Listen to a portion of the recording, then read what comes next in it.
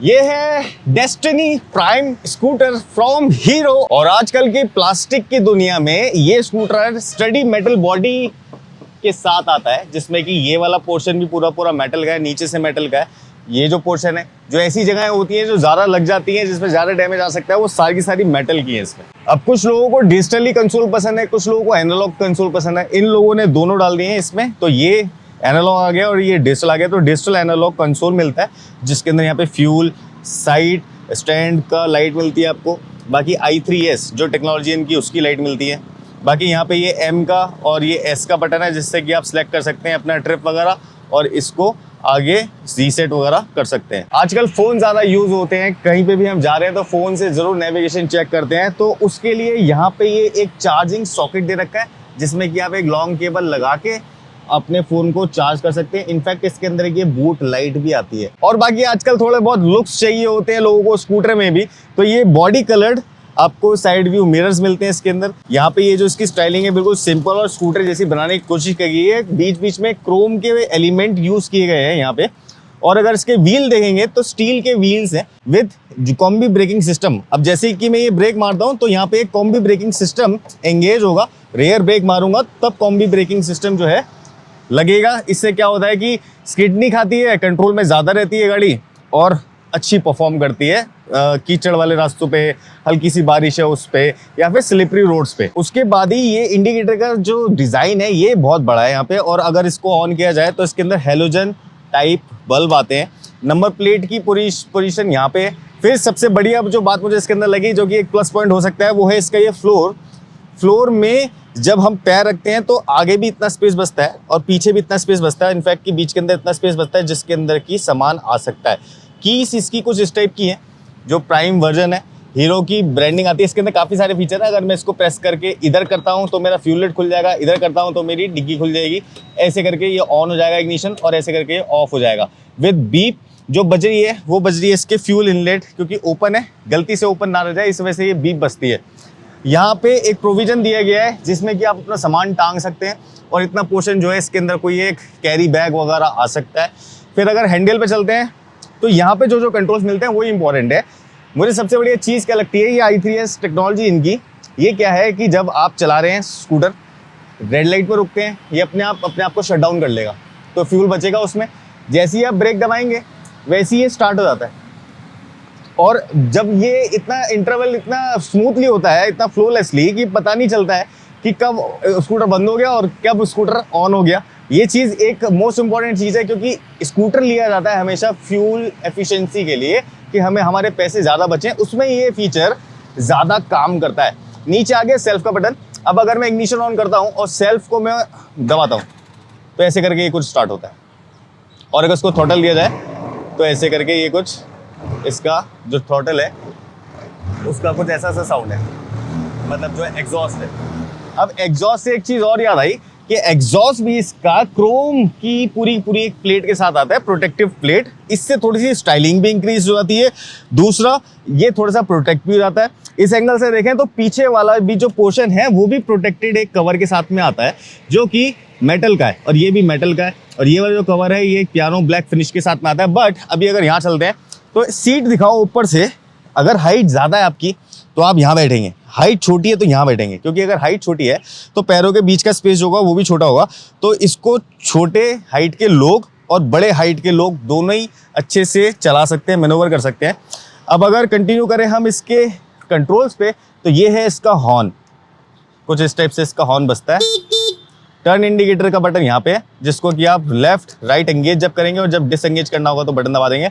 ये high, low and पास का button यहाँ पे है। अब है तो छोटा सा फीचर, लेकिन काम बहुत आ जाता है। जब आप इसको कहीं पे ऐसी जगह पे लगा रहे हैं यहाँ पे ढलानी है, चढ़ाई है, तो वहाँ पे स्कूटर स्लिप ना हो, गिरे नहीं, उसके लिए ना ये होती है ब्रेक। ऐसे करके इस पे एंगेज किया जाता है, ये दबाया और ये ब्रेक एंगेज हो गई। ओवरऑल स्टाइलिंग की बात करें तो स्कूटर काफी बड़ा लगता है। ऐसा लगता है कि हाँ, प्रॉपर जैसे हम लोग पुराने लोग 90s के एक बड़ा गेयर वाला स्कूटर चलाते थे, तो वैसे सा इसका कुछ फील है।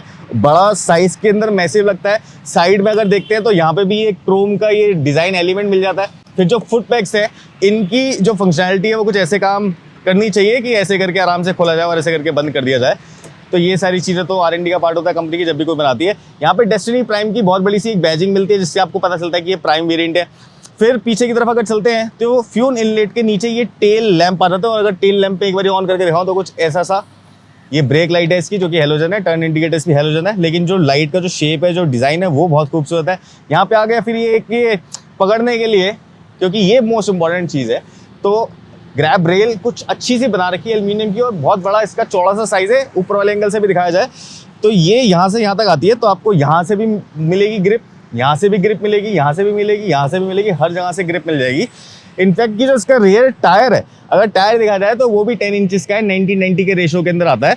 अब इसके अंदर जो ब्रेकिंग है वो देखा जाए यहाँ से, तो दोनों के अंदर ड्रम ब्रेक है, पिछले और आगे वाले व्हील्स के अंदर। इंजन कुछ इस टाइप का दिखता है इसका, जिसके अंदर की आप अगर देख सकते हो तो यहाँ पे इलेक्ट्रॉनिक बॉक्स आ गया और एयर इनटेक आ गया। नीचे यहाँ पे जो CVT टाइप जो ट्रांसमिशन होता है वो आ जाता है। सेंट्रल जो स्टैंड है आपको कुछ इस टाइप का दिखता है। अब ये जो स्कूटर है 125 सीसी कैटेगरी के अंदर आता है, टू बी स्पेसिफिक बोलूं तो 124.6 सीसी, जो कि प्रोड्यूस कर देता है 8.97 bhp का पावर, और उससे जो मिला के निकलती है टॉर्क पावर, वो निकलती है 10.36 न्यूटन मीटर ऑफ टॉर्क। तो मतलब इस स्कूटर के लिए और इस जॉनर की कैटेगरी की जो व्हीकल है उनके लिए इतनी पावर आउट जो होता है वो माना जाता है कि ऑलमोस्ट प्रॉपर ही होता है, मतलब ठीक होता है ये। अब ये है इसकी फ्रंट सस्पेंशन, जो कि डुअल सस्पेंशन के साथ में मिलती है, मतलब डुअल फोक्स से स्प्रिंग लोडेड हाइड्रोलिक जो होते हैं। ऐसे ही सेम जो पीछे है वो सिंगल कॉइल हाइड्रोलिक इसके अंदर सस्पेंशन सेटअप मिलता है, जिससे कि आपको जो जंप है या फिर जो गड्ढे अगर मिलेंगे तो वहां पे ये थोड़ा सा प्रॉपर तरीके से स्मूथ वाली राइड दे सकती है। चलो जी, सारी डिटेल बताने के बाद अब टाइम आ गया इसको चलाने का। कितना सुंदर सा लगता है ना स्कूटर, बिल्कुल प्रॉपर स्कूटर जैसा लगता है। तो ये कुछ इस टाइप की इसकी की है जो लग जाएगी यहाँ पे। अच्छा, स्टार्टिंग का सिनेरियो दिखाऊंगा मैं इसका। जब स्टार्ट होता है ना, ऐसा लगता है जैसे कोई भारी भरकम इंजन हो इसके अंदर, बट है 125 सीसी इंजन, जो कि पावर भी ठीक ठाक से प्रोड्यूस कर देता है। तो देखते हैं अब ये क्या कमाल कर पाता है। और यहाँ पे मैं लेता हूँ 0 का स्टॉप। यहाँ आगे एक छोटा सा स्टेच है, जैसे कि आप देख रहे हैं, इंटरनल रोड है ये। तो यहाँ पे देखते हैं कि ये 20, 30, 40 कितनी देर में पहुंचता है, अगर सेकंड के हिसाब से देखा जाए तो। 3, 2, 1 स्टार्ट। बड़ी जल्दी पहुंच की नहीं गया ये, काफी जल्दी पहुंच गया है, 60 तक ही पहुंच गया है। अब इसको मैं लेके चलता हूँ मेन रोड पे चेक करते हैं कि कैसी परफॉर्म करता है ये। ओके गाइस, अब मैं आ गया हूँ मेन रोड पे। अब ये जो i3s फीचर है ना, ये बड़ा सही काम करेगा, देखना। अब यहाँ से इसको भगाना शुरू करते हैं। वैसे स्कूटर वगैरह भगाने के लिए नहीं होते हैं, देखो i3s ने काम कर दिया, स्कूटर ऑफ हो गया। अब मैं अगर ये ब्रेक दबाता हूँ और थ्रॉटल देता हूँ, ये अपने आप ऑन हो जाएगा। क्या सही चीज़ है, फ्यूल बचेगा, कितना मज़ा आएगा, पैसे जमा होंगे हमारे पास। अब इसको लॉन्च किया जाए फुल थ्रॉटल पे तो बहुत जल्दी स्पीड पकड़ लेता है। 60 की स्पीड तो ये ऐसे ही छू रहा है, 120 की स्पीड है इसके अंदर, तो कुछ ना कुछ कंपनी ने सोच के ही दी होगी। देखो 80 तक की स्पीड इसने ऐसे ही छू ली, बट मैं रिस्क ना लेते हुए इसको बिल्कुल सेफ लिमिट में चलाऊंगा। और अगर थ्रॉटल में और करता हूँ तो 80 तक की स्पीड पे तो ये ऐसे ही आ गया।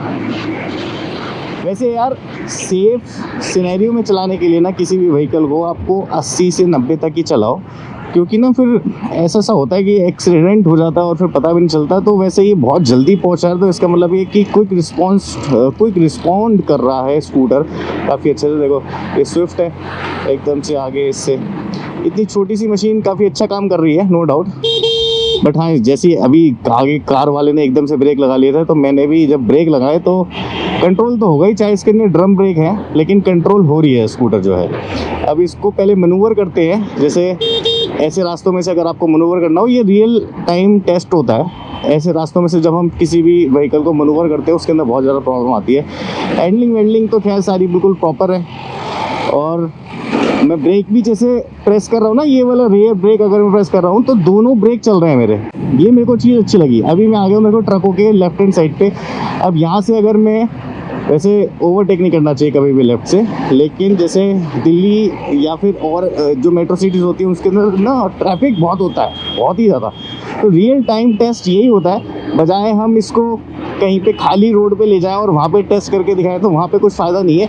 यही है इसकी मैन्यूवर, जो इसकी कैपेबिलिटी है मैन्यूवर होने की, वो होनी चाहिए। अब ऐसे लोग बहुत मिलते हैं आपको, जो उस तरफ से ब्रेक मार लेंगे और फिर लेफ्ट हैंड का इंडिकेटर देंगे और पीछे रुकेंगे। मोड़ निकलने के बाद इन लोगों को याद आता है कि हमें मुड़ना था। तो ऐसे लोगों में ऐसे जो व्हीकल होते हैं लाइट वेटेड और जिनकी ब्रेकिंग कैपेबिलिटी अच्छी हो वो बहुत ज़्यादा काम करते हैं एक्चुअली। वैसे ये स्कूटर जो होते हैं ये भगाने के लिए तो होते नहीं, ये जो डेली की जो नीड्स होती है उनको फुलफिल करने के लिए होते हैं, ग्रॉसरी का सामान वगैरह। अब देखो मैंने जैसे स्कूटर को स्टॉप किया था, ये अपने आप बंद हो गया i3s, और यहाँ पे ये लाइट ब्लिंक करनी स्टार्ट हो गई है।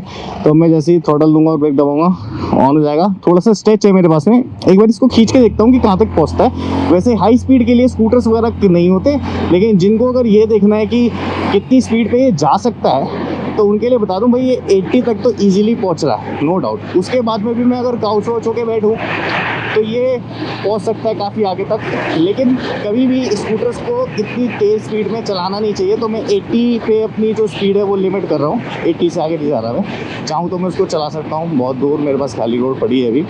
बाकी जो इसके बारे में मेरे को फील हुआ ना, वो मैं आपको रुक के बताता हूँ कहीं पे कि मेरे को एक्चुअली फील कैसा हुआ इस स्कूटर के बारे में। तो जी टेस्ट राइड तो मेरी हो गई इस स्कूटर की, और प्रॉपर तरीके का जो कंपनी बोलती है अपने ब्रोशर में जो लिख रही है वो है इसमें। और जिस तरीके से मैंने इसको चलाया, मैनोवर किया, जिस तरीके से मैंने थ्रॉटल दिया, थ्रॉटल का रिस्पॉन्स आया, 80 पे पहुंच रही थी। थोड़ा बहुत काउच कर लेता, रोड शांत होती, ट्रैफिक नहीं होता, मैं भगाता, 100 पे पहुंचती, टू 120 की तो स्पीड है इसमें। तो आप बताओ वीडियो देख के कि आपको ये डेस्टिनी प्राइम जो स्कूटर है ये कैसा लगा, वैल्यू फॉर मनी है नहीं है, कमेंट करके बताना जरूर। मेरे को तो अपने लेवल पे अच्छा लगा, जितने इसके प्राइजेस हैं वो आप ऑनलाइन चेक कर सकते हो। बाकी इसका ब्रोशर जो भी वेबसाइट का लिंक होगा मैं डिस्क्रिप्शन के अंदर दे दूंगा। हीरो ब्रांड है अपना इंडियन, इसलिए ऐसे ब्रांड के स्कूटर दिखाना हमारे लिए एक प्राउड की बात है, और ऐसी चीज़ें यूज़ करना हमारे लिए सच्ची में एक गर्व की बात है। तो नेक्स्ट वीडियो मिलते हैं, तब तक के लिए बाय बाय।